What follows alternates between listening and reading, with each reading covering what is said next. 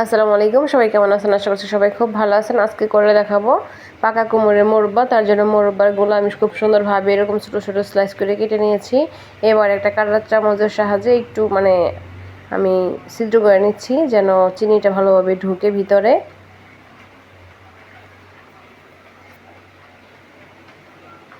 এটা খুব সাবধানের সাথে করতে হবে যেন হাতে না লেগে যায়।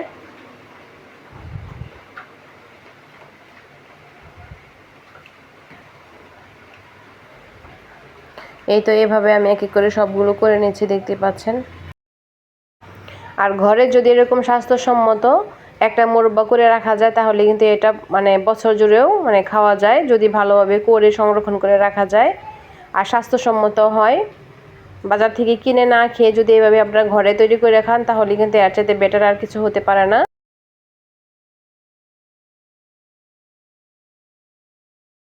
এইভাবে মোটামুটি আমি সবগুলো করে নিচ্ছি এক এক করে। দেখতে পাচ্ছেন আমি অলরেডি সবগুলো করে নিয়েছি এবং অনেকটা পানি ছেড়ে দিয়েছে। এবার এটা ভালোভাবে আমি ধুয়ে নিব। এই পানিটা রাখা যাবে না, এটা আমি ফেলে দিব। ফেলে দিয়ে নতুনভাবে এটা ধুয়ে নিব। ধুয়ে তারপরে আমি একটা পাত্রে পানি চড়িয়ে দিয়েছি আগেই। আর এইভাবে সবগুলো আমি করে নিয়েছি, দেখতে পাচ্ছেন।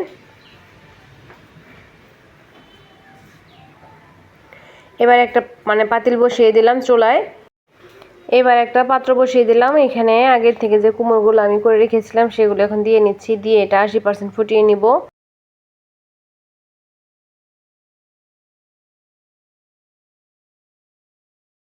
এবার ঢেকে দিলাম। এটা অপেক্ষা করব ফুটে ওঠা পর্যন্ত। যখন এটা ফুটতে ফুটতে 80% হবে, সিদ্ধ হবে মোটামুটি, তখন আমি এটা কিন্তু পানিটা ঝরিয়ে নিব।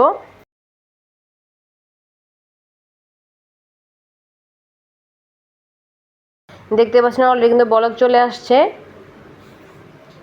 এবার একটু উল্টে পাল্টে নাড়াচাড়া দিয়ে নিব।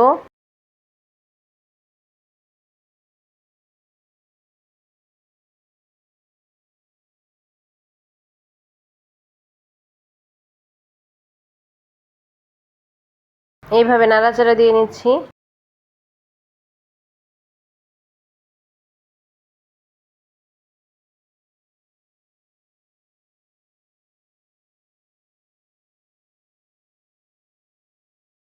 এই তো এরকম 80% সিদ্ধ হবে। তারপর এটা ঝরিয়ে ফালাইতে হবে। এটার যে পানিটা আছে পানিটা কিন্তু ঝরিয়ে নিতে হবে। এবার একটা ছাঁকনি নিয়ে নিচ্ছি। ছাঁকনির মধ্যে আমি এটা ঢেলে দিব। পানিটা ঝরিয়ে নিচ্ছি।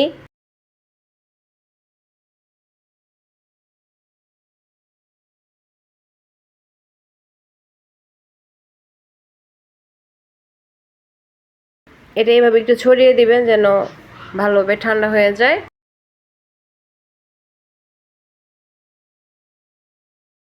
এবার একটা পাত্রে কিছু চিনি দিয়ে নিলাম এবং কুমড়োটা দিয়ে নিব। এখানে চিনিতে এক্সট্রা কোনো পানি দেওয়ার প্রয়োজন নেই। কুমড়োর যে পানি আছে সেটাতে কিন্তু হয়ে যাবে। এইভাবে এখন আমি ভালোভাবে জাল করে নেব এই চিনির সাথে এই কুমড়োটা। এখানে আপনারা এলাচ গুঁড়ো দিতে পারেন চাইলে।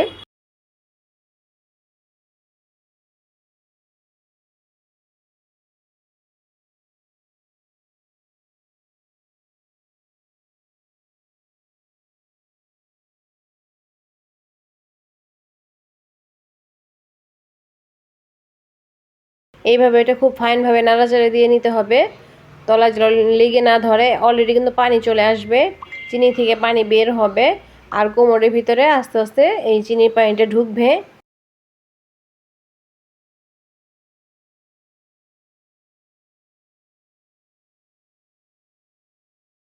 এইভাবে জাল দিয়ে চিনির মধ্যে এই কুমড়োটা ভালোভাবে জাল করে একদম শুকিয়ে নিতে হবে, তাহলে পারফেক্ট একটা মুরব্বা হয়ে যাবে।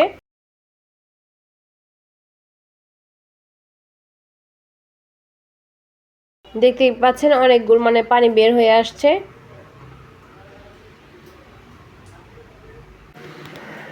আর এই কুমড়টা ভালোভাবে জাল করে নিয়েছি। জাল করে এইভাবে আমি শুকিয়ে নিয়েছি পানিটা একদম।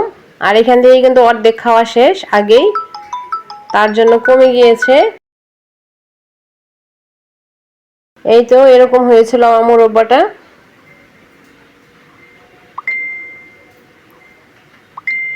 আমার এখানে শেষের ক্লিকটুকু ছিল না, তার জন্য এটা আবার আমি মানে যেটা খাওয়ার পর বেঁচে ছিল সেটা আবার একটু আমি নাড়াচাড়া দিয়ে শুকিয়ে তারপর আপনাদেরকে দেখিয়ে দিলাম। আর মুরব্বাটা এরকম হয়েছিল, মানে এর চেয়ে আরো ভালো হয়েছিল। দ্বিতীয় জাল দেওয়ার কারণে একটু কালারটা অন্যরকম হয়েছে, কিন্তু আমার ওই ক্লিপটা ছিল না তার জন্য।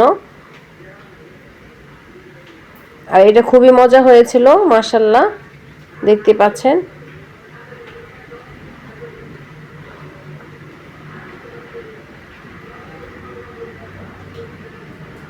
আর এটা আপনারা কিন্তু বছর জুড়ে সংরক্ষণ করে খেতে পারবেন। এই তো আমার মুরব্বাগুলো এরকম হয়েছিল মাশাআল্লাহ। এবার তুলে নিচ্ছি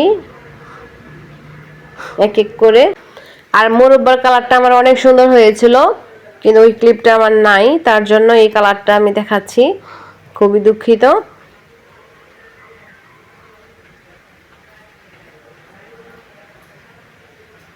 আর জালটা যদি খুব ভালো হয় তাহলে কিন্তু এটা বছর জুড়ে সংরক্ষণ করে রাখতে পারবেন।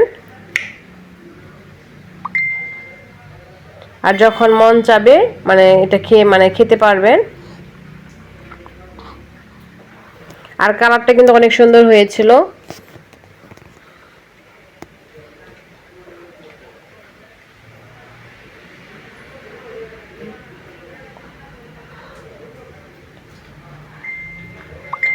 এইভাবে এক এক করে আমি তুলে নিচ্ছি।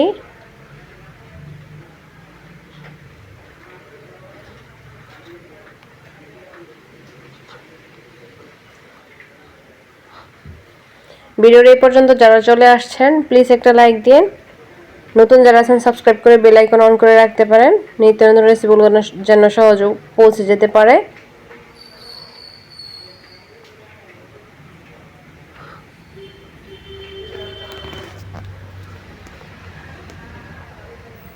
এই তো আমার মুরব্বার ফাইনাল লুকটা এরকম হয়েছিল, মানে এর চাইতে আরো ভালো হয়েছিল, কিন্তু এটা তো দ্বিতীয় জালে তার জন্য এরকম দেখাচ্ছে।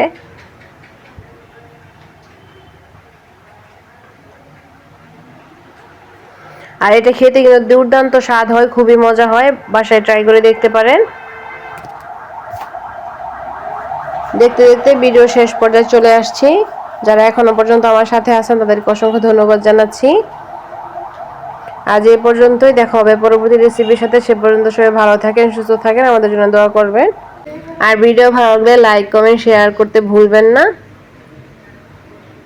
আর অবশ্যই বেল আইকনটি অন করে রাখবেন, রেসিপি ছাড়ার সাথে সাথে যেন সহজে আপনাদের কাছে পৌঁছে যেতে পারে।